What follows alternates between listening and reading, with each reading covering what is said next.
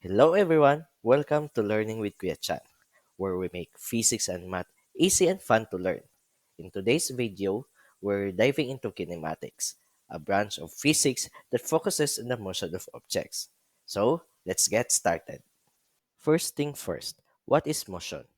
Simply put, motion is the change in position of an object with respect to time. To understand motion, we need a reference point or a fixed point used to determine the position of an object, which is like a starting line to measure how far something has moved.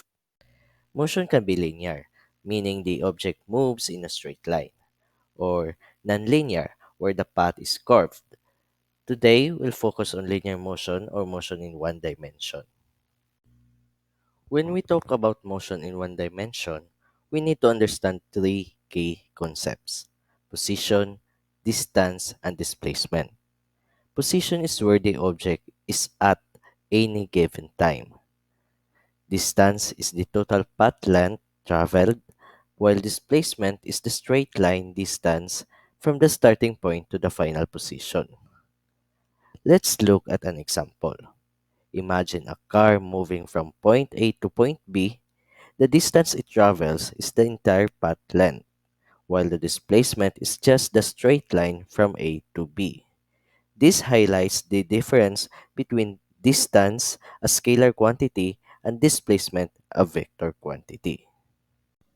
Next up, let's talk about speed and velocity.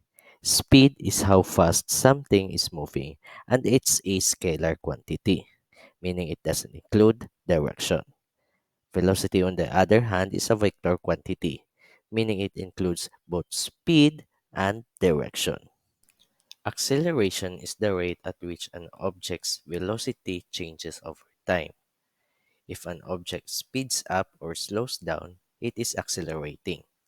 The formula for acceleration is A is equals to delta V over delta T, where delta V is the change in velocity and delta T is the time taken for that change.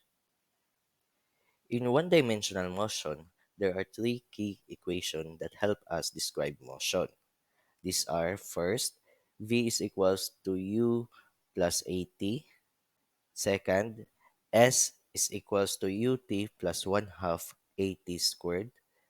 And the third one, V squared is equals to U squared plus 2AS, where V is the final velocity, U is the initial velocity, A is the acceleration, S is the displacement, and T is the time. Now, let's go to a simple problem to see how we can use the equations of motion in practice. So here's the problem. A car starts from rest and accelerates at 2 meter per second squared for 5 seconds. We need to find the final velocity of the car. First, let's identify the values given in the problem. The initial velocity u is 0 meter per second since the car starts from rest.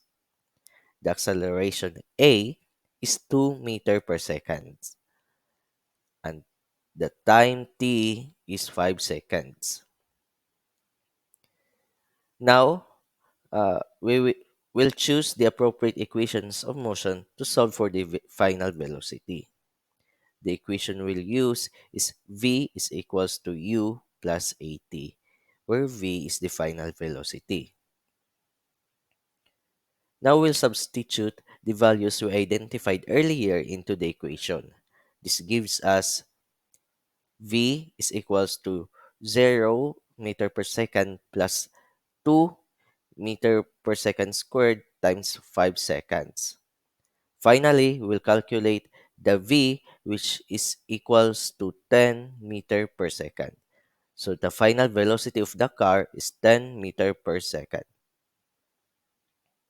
In this example, we found that after accelerating at 2 meter per second squared for 5 seconds, the car's final velocity is 10 meters per second. This demonstrates how we can apply the equations of motions to solve real-world problems. To recap, we've covered the basics of motion in one dimension. including key concepts like distance, displacement, speed, velocity, and acceleration. We also introduced the equations of motion and look at how to represent motion graphically. If you find this video helpful, please like, subscribe, and leave a comment with any questions or topic you'd like me to cover in the future videos.